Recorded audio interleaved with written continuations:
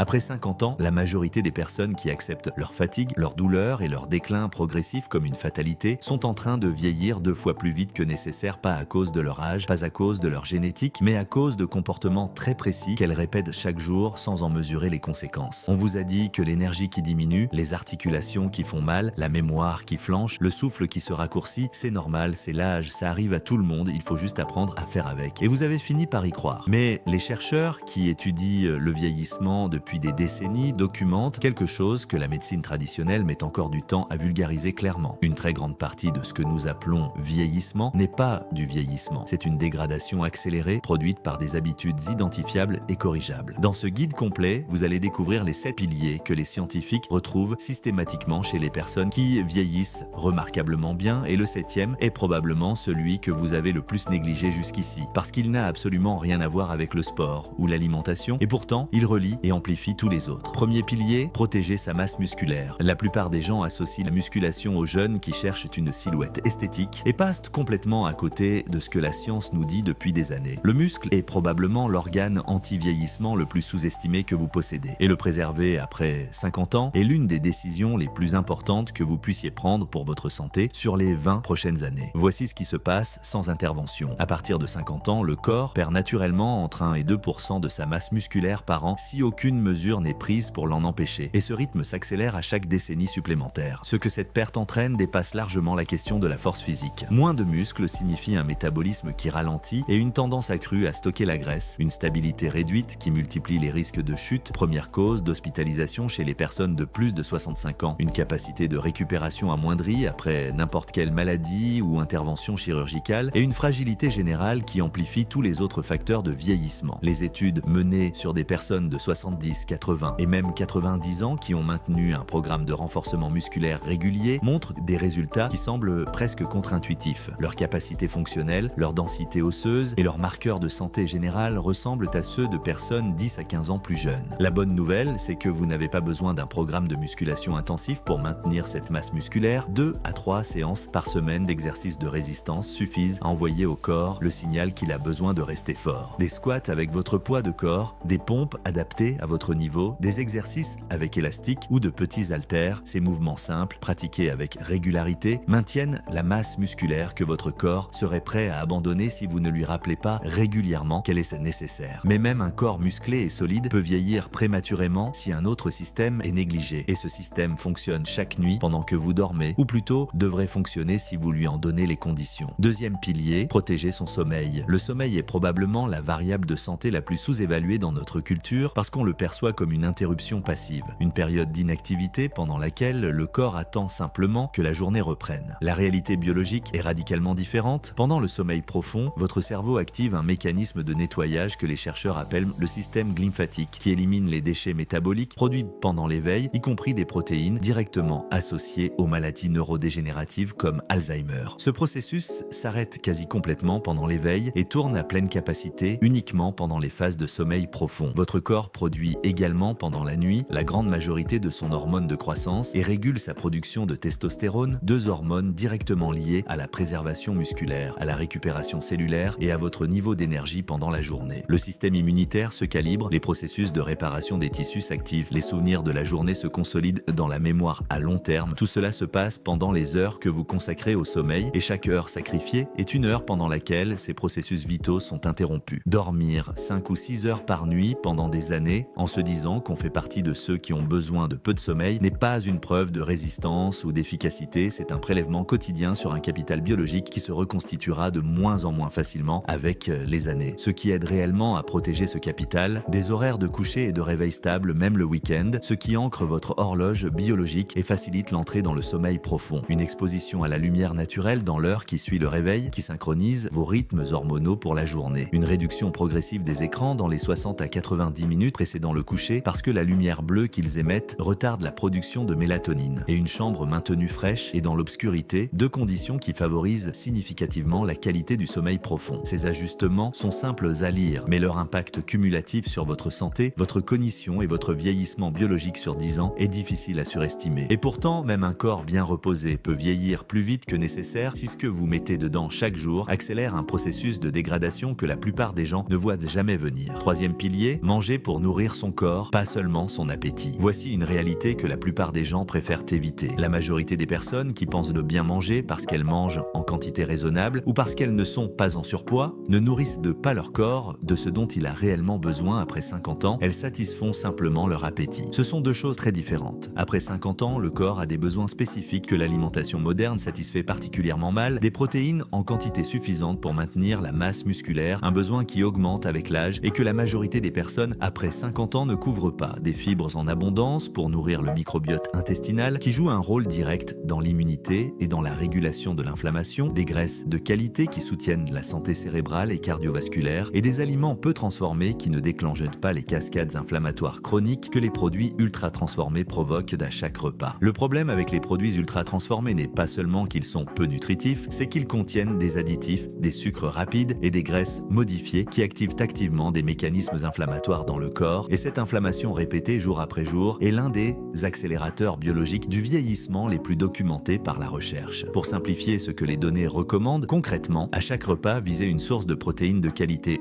poissons, volailles, légumineuses, des légumes en volume généreux, une source de bonne graisse comme l'huile d'olive, les noix ou l'avocat, et des glucides préférentiellement issus de sources complètes et peu transformées. Ce n'est pas un régime, c'est une structure qui donne à votre corps les matériaux dont il a besoin pour se réparer, maintenir ses tissus et réguler ses systèmes, et la différence sur l'énergie, la clarté mentale et la récupération est souvent perceptible en quelques semaines seulement. Mais même un corps parfaitement nourri et reposé peut voir son fonctionnement décliner si la structure qui gère tout le reste commence à s'affaiblir, et cette structure, c'est votre cerveau qui a lui aussi besoin d'un entraînement spécifique pour rester performant sur la durée. Quatrième pilier, entraîner son cerveau comme un muscle, la croyance selon laquelle le déclin cognitif est une conséquence inévitable du vieillissement, que le cerveau se détériore mécaniquement avec les années et qu'il n'y a pas grand-chose à faire est l'une des idées les plus fréquentes et les plus réfutées par les neurosciences contemporaines. La réalité est plus nuancée et beaucoup plus encourageante. Le cerveau humain conserve une plasticité tout au long de la vie, c'est-à-dire une capacité à créer de nouvelles connexions entre ses neurones, à adapter ses circuits et à compenser des zones moins actives. Mais cette plasticité n'est pas automatique. Elle nécessite des conditions spécifiques pour s'exprimer. Et la condition principale est aussi la plus évidente. Exposer régulièrement son cerveau à des expériences nouvelles qui l'obligent à traiter des informations qu'il ne connaît pas encore. Le problème que pose la vie après 50 ans, c'est qu'elle tend naturellement vers la routine, les mêmes habitudes, les mêmes trajets, les mêmes divertissements, les mêmes sujets de conversation, et le cerveau s'adapte exactement à cet environnement en réduisant progressivement les ressources qu'il consacre à l'apprentissage et à la création de nouvelles connexions. Ce n'est pas de la négligence, c'est de la biologie. Le cerveau optimise constamment sa consommation d'énergie. Et si vous ne lui demandez jamais rien de nouveau, il conclut que les circuits existants sont suffisants et arrête d'en créer de nouveaux. Deux retraités du même âge sur 10 ans, l'un qui maintient une routine identique depuis des années, l'autre qui a décidé d'apprendre une nouvelle langue, de commencer la photographie, de lire régulièrement des livres sur des sujets qu'il n'avait jamais explorés. Leurs trajectoires cognitives sur 10 ans ne seront pas légèrement différentes, elles seront radicalement différentes et ces différences seront mesurables. Ce que les études recommandent concrètement, apprendre une compétence nouvelle qui implique un vrai effort d'apprentissage, un instrument de musique, une langue étrangère, un artisanat technique, lire des livres qui challengent votre façon de penser plutôt que de confirmer ce que vous savez déjà, écrire régulièrement pour forcer votre cerveau à organiser et exprimer des idées, et varier vos activités pour éviter que votre cerveau n'automatise